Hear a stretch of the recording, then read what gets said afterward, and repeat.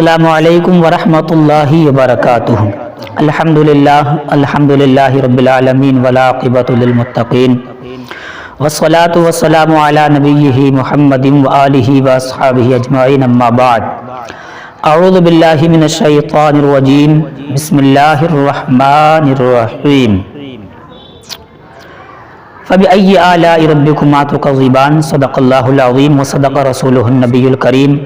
ونحن على ذلك لمن الشاہدین والشاکرین والحمد للہ رب العالمین۔ اللہم صلی علی سیدنا مولانا محمد مبارک وسلم، صلو علیہ صلاۃ وسلام علیک یا رسول اللہ صلی اللہ تعالی علیہ وسلم۔ عزیزان ملت اسلامیہ، آج کا جو ہمارا موضوع ہے وہ غسل کے تعلق سے ہے، کیونکہ ہماری بھولی بھالی عوام کے اندر کافی غلط مسائل پائے جاتے ہیں نہانے کے تعلق سے،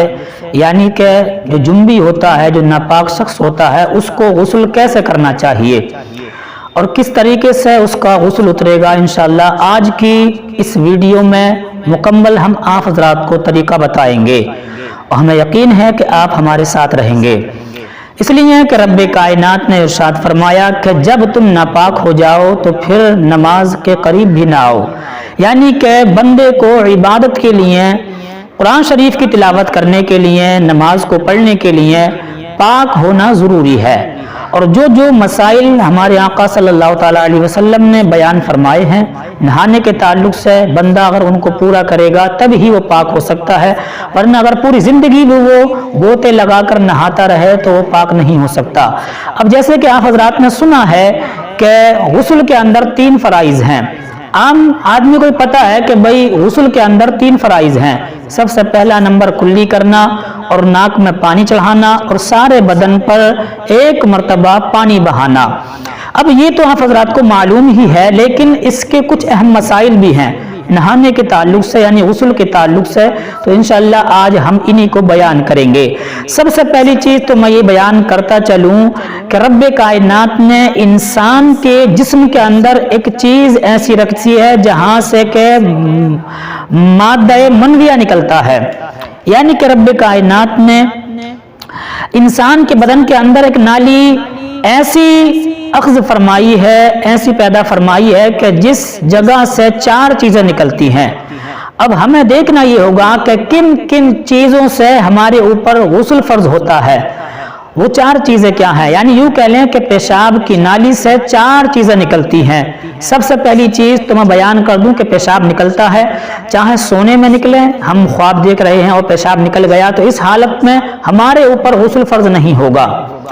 اگر کسی بچے نے ہمارے اوپر پیشاب کر دیا تو اس کے اوپر بھی ہمارے اوپر غسل فرض نہیں ہوگا۔ اور دوسری چیز یہ کہ جو مزی ہوتی ہے، مزی جو منی سے پہلے نکلتی ہے، یعنی شہبت کے ساتھ جو لیس دار سب سے پہلے پانی آتا ہے اس کو مزی بولتے ہیں، تو وہ اگر نکلتی ہے تو پھر اس سے بھی غسل فرض نہیں ہوگا۔ اور ایک ہوتا ہے بدی، تو یہ جو ہے عام زبان میں بدی کو دھات بھی کہا جاتا ہے، یعنی کہ اگر ہم حکیمی اعتبار سے دیکھیں تو پیشاب سے پہلے جو قطرات نکلتے ہیں جو گالے رنگ کے سفید رنگ کے ہوتے ہیں یا پیشاب کے بعد نکلتے ہیں تو ان کو دھات بھی کہا جاتا ہے، تو لہٰذا ان سے بھی غسل فرض نہیں ہوگا۔ مادہ منویہ ایک ایسی چیز ہے کہ جس کے نکلنے سے ہمارے اوپر غسل فرض ہو جاتا ہے۔ شہبت کے ساتھ اپنی جگہ سے اگر وہ خارج ہو جائے اور پھر وہ آلہ تناسل سے، یعنی انسان کی شرمگاہ سے وہ نکل جائے تو پھر اس کے اوپر غسل فرض ہو جاتا ہے۔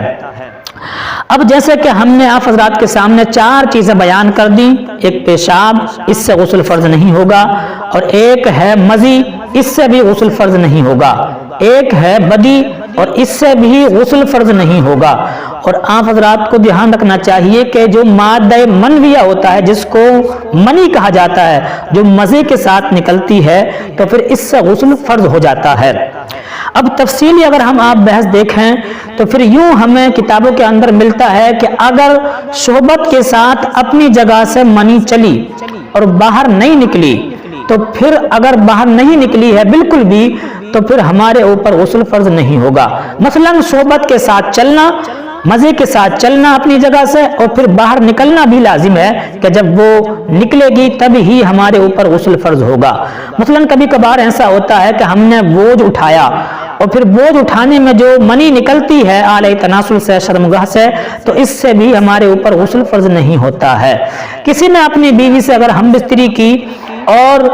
پورا آلہ تناسل جو ہے عورت کے شرمگاہ کے اندر ہوا اور پھر صورت انزال نہیں ہوا، یعنی کہ وہ مزی جو منی ہے مزے والی وہ اگر نہیں نکلی ہے تب بھی اس کے اوپر غسل فرض ہو جائے گا۔ یہاں یہ بات پوائنٹ کرنے والی ہے، یہاں پر یہ بات دھیان رکھنے والی ہے کہ اگر کوئی شخص کسی سے اگر ہم بستری کرتا ہے یا اپنی بیوی سے ہم بستری کرتا ہے تو پھر چاہے منی نکلے یا نہ نکلے، دونوں صورتوں میں دونوں کے اوپر غسل فرض ہو جائے گا۔ جب تک وہ فرائض کو انجام دیتے ہوئے غسل نہیں کریں گے وہ پاک نہیں ہو سکتے ہیں۔ ایک چیز یوں ہوتی ہے کہ ہم نے خواب دیکھا اور خواب ہمیں یاد ہے اور مزہ بھی یاد ہے ہمیں کہ ہم نے خواب دیکھا تھا اور ہمارا صورت انزال ہو رہا ہے، احتلام ہو رہا ہے، اور ہم صبح کو اٹھے تو ہمارے شلوار پر یا تہمن وغیرہ پر کوئی قطرات ہمارے جسم کے اوپر موجود نہیں ہیں تو پھر اس کے اوپر غسل فرض نہیں ہوگا۔ ایک مسئلہ یوں بھی بیان ہوتا ہے کہ ہم نے رات کو خواب نہیں دیکھا، ہمیں نہ مزہ معلوم ہے نہ خواب معلوم ہے، اور ہم نے صبح کو اٹھ کر دیکھا کہ ہماری شلوار کے اوپر جو ہے قطرات منی کے موجود ہیں تو پھر ہمارے اوپر غسل فرض ہو جائے گا۔ یعنی کہ اگر ہمیں خواب یاد نہیں ہے تب بھی، کیونکہ اس میں ہمیں یہ دیکھا جائے گا کہ قطرات منی کے ہمارے جسم کے اوپر یا کپڑے کے اوپر موجود ہیں کہ نہیں ہیں۔ اگر ہمارے اوپر موجود ہیں تو پھر ہمارے اوپر غسل فرض ہو جائے گا۔ لہذا یوں یاد رکھیں کہ مزی کا اگر ہمارے جسم کے اوپر پایا جانا یہ ہمارے اوپر غسل کو فرض کر دیتا ہے۔ اب ہم چلتے ہیں نہانے کی جانب، یعنی کہ اس میں ہمارے فقہاء کرام نے بڑی احتیاطاً 3 چیزیں بیان فرمائی ہیں، اور یہ کافی ہماری عوام، بھولی والی عوام کو یہ پتہ نہیں ہوتا کہ یہ 3 چیزیں کیا ہیں۔ ہمارے بزرگان دین فرماتے ہیں کہ نہانے سے پہلے جس کے اوپر غسل فرض ہو تو وہ نہانے سے پہلے 3 کام ضرور کر لے۔ ایک کام تو یہ کر لے کہ وہ یا تو پھر 10 یا 40 قدم چل لے، یعنی کہ جس کے اوپر غسل فرض ہو چکا ہے۔ جو نہانے کے لیے جا رہا ہے اس کے لیے یہ بتایا گیا ہے کہ وہ نہانے سے پہلے 3 کام کر لے، اور اس کا فائدہ کیا ہوگا میں آپ حضرات کو ابھی بتاؤں گا کہ یا تو وہ 10 قدم یا 40 قدم چل لے، اگر وہ چل نہیں سکتا یا دل نہیں چاہ رہا تو پھر کچھ دیر سو لے، کہ سونے کی حالت میں جب اعضاء اس کے ڈھیلے پڑ جائیں گے، رگیں اس کی ڈھیلی پڑ جائیں گے تو ہوتا یوں ہے کہ مادہ منویہ کافی دیر تک یہ رشتہ رہتا ہے، جب رگیں ڈھیلی پڑ جاتی ہیں تو یہ رشتہ ختم ہو جاتا ہے۔ یا پھر وہ استنجا کر لے، یعنی پیشاب کرنے کے لیے بیٹھ جائے، بعد اس کو دھو لے آلہ تناسل کو۔ تو پھر یہ 3 چیزیں ہمارے فقہاء کرام نے بیان فرمائی ہیں، یا تو وہ سو جائے یا پھر کچھ دیر ٹہل لے یا پھر وہ استنجا کر لے۔ اگر آپ حضرات نے ان 3 چیزوں میں سے کوئی کام اگر نہیں کیا، آپ نے غسل کر لیا، بعد غسل کے آپ پھر پیشاب کے لیے بیٹھے اور قطرات آپ کے اگر آلہ تناسل سے نکلے تو پھر دوبارہ آپ کے اوپر غسل فرض ہو جائے گا۔ یہ بڑی اہم اور نوٹ کرنے والی بات ہے، کیونکہ ہوتا یوں ہے کہ پھر ایک دم غسل کرنے کے بعد میں جو قطرات نکلے تو پھر ان کا یہ امتیاز کرنا، یہ جدا کرنا بڑا مشکل پڑ جاتا ہے کہ یہ دھات کے قطرے ہیں یا پھر یہ جو بچی کچی ہماری منی تھی رگوں کے اندر یہ وہ نکلی ہے۔ تو اس لیے جو ہے ہمارے فقہاء کرام فرماتے ہیں کہ احتیاطاً اس کے اوپر بھی غسل فرض ہو جائے گا۔ لہٰذا ہم نے آپ حضرات کو چند مسائل جو ہے آج اسی غسل کے تعلق سے بیان فرمائے ہیں۔ انشاءاللہ ہمارا جلد ہی پارٹ 2 آئے گا غسل کے تعلق سے، اور اس کے اندر ہم نہانے کا طریقہ انشاءاللہ ہم آپ حضرات کو بیان فرمائیں گے۔ السلام علیکم ورحمۃ اللہ وبرکاتہ۔